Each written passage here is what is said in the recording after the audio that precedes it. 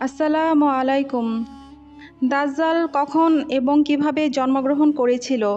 দাজ্জালের বাবা মায়ের পরিচয় কি? হজরত সুলাইমান আলাইসাল্লামের আমলে জিন ও মানবের মিশ্রণে দাজ্জাল তৈরি হয়েছিল, এমনটি অনেক আলম বলে থাকেন। এই রকমই অনেক রকম তথ্যের ভিডিও আপনাদের জন্য হাজির করেছি, তাই ভিডিওটি অবশ্যই শেষ পর্যন্ত দেখবেন। কিয়ামতের পূর্বে এক ভয়ঙ্কর ফিতনা ও দাঙ্গার আবির্ভাব ঘটবে। হুজুর মুহাম্মদ সাল্লাল্লাহু আলাইহি সাল্লাম ইরশাদ করেন, কিয়ামত সেই পর্যন্ত আসবে না যতক্ষণ পর্যন্ত দাজ্জাল পৃথিবীতে আসবে না।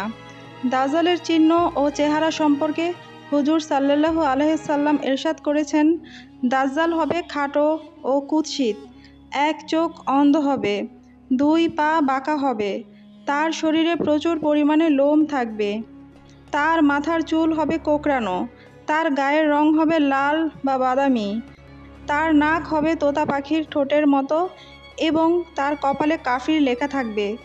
প্রতিটি মুসলমান পড়তে পারবে, তারা পড়ালেখা জানুক বা না জানুক। তবে কাফির ও ফাসিকরা তা পড়তে পারবে না, তা তারা যতই শিক্ষিত হোক না কেন।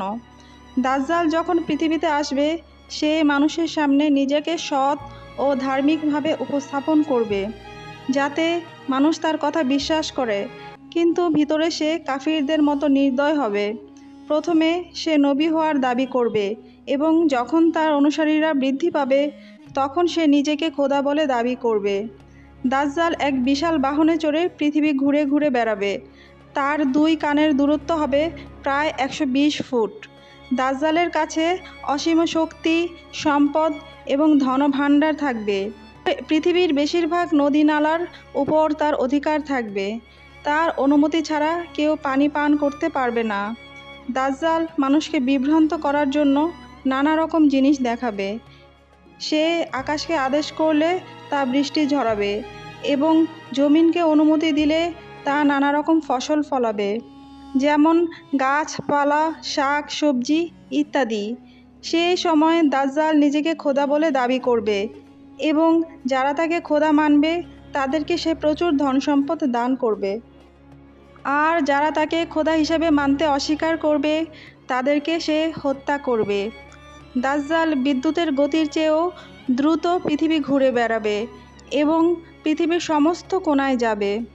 সেই সময় সমস্ত কাফির ও ইসরায়েলিরা তাকে অনুসরণ করবে, কিন্তু প্রকৃত মুসলমানরা তাকে চিনতে পারবে এবং তাকে খোদা হিসাবে মানতে অস্বীকার করবে। দাজ্জাল যখন পৃথিবীর সমস্ত অঞ্চলে দাঙ্গা ফাসাদ ঘটিয়ে মক্কা মদিনার দিকে যাবে, তখন তাকে মক্কায় প্রবেশ করতে বাধা দেওয়া হবে। মদিনায় প্রবেশের চেষ্টাও ব্যর্থ হবে। তখন সে মক্কা ও মদিনার বাইরে দাঁড়িয়ে ভয়ঙ্কর চিৎকার করবে।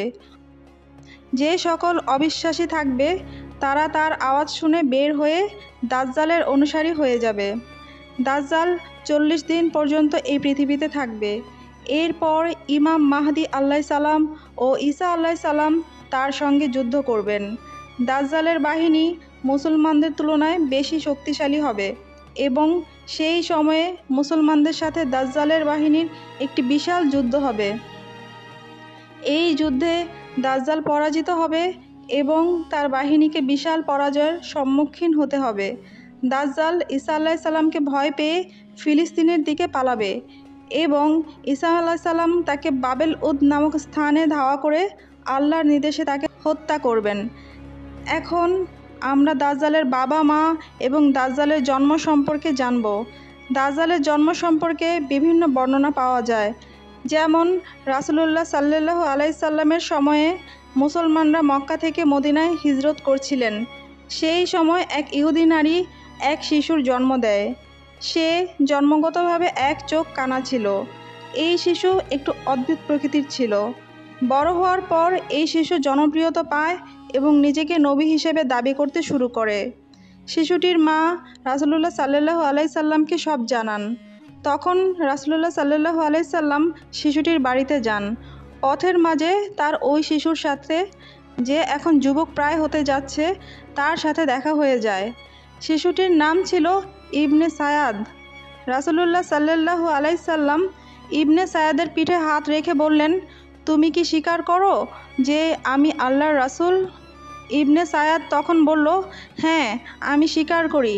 এবং আপনিও কি স্বীকার করেন যে আমিও আল্লাহর একজন রাসূল?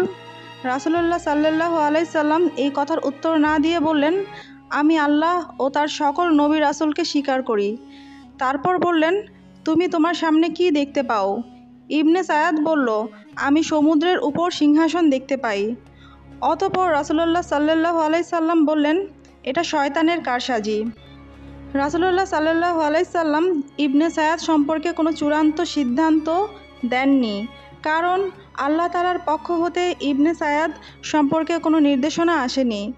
যদিও অনেক সাহাবী ইবনে সায়াদকে দাজ্জাল মনে করত এবং আরও মনে করত ইবনে সায়াদ কিয়ামতের আগে নিজের দাজ্জাল পরিচয় প্রকাশ করবে। অনেক সাহাবী মনে করে ইবনে সায়াদ দাজ্জাল নয়, কারণ সে পরবর্তীতে ইসলাম গ্রহণ করেছিল এবং দাজ্জাল হযরত সুলাইমান আলাইহিস সালামের আমলে জিন ও মানুষের সংমিশ্রণে জন্ম হয়েছিল। তার বাবা মাকে হত্যা করা হয় এবং দাজ্জালকে একটি দ্বীপে বন্দী করা হয়। সেই দ্বীপে সে আজও বন্দী আছে এবং শয়তানরা তাকে সব খবর দেয়। হযরত ইমাম জারকার রহমতুল্লাহ আলাইহে বলেন, দাজ্জাল হলো সেই ফাসাদ যা হযরত আদম আলাইহিস সালামের বেহেশত থেকে পৃথিবীতে পতনের কারণ এবং তখনই দাজ্জাল সৃষ্টি হয়েছিল। দাজ্জালের বাবা মা ছাড়া সৃষ্টি করা হয়েছে এবং সে কিয়ামতের নিকটবর্তী সময়ে পৃথিবীতে আত্মপ্রকাশ করবে। মহান আল্লাহ তাআলা রাসূলুল্লাহ সাল্লাল্লাহু আলাইহি সাল্লামের পথ দেখানোর মাধ্যমে আমাদেরকে দাজ্জালের হাত থেকে পরিত্রাণ করুন। আমিন।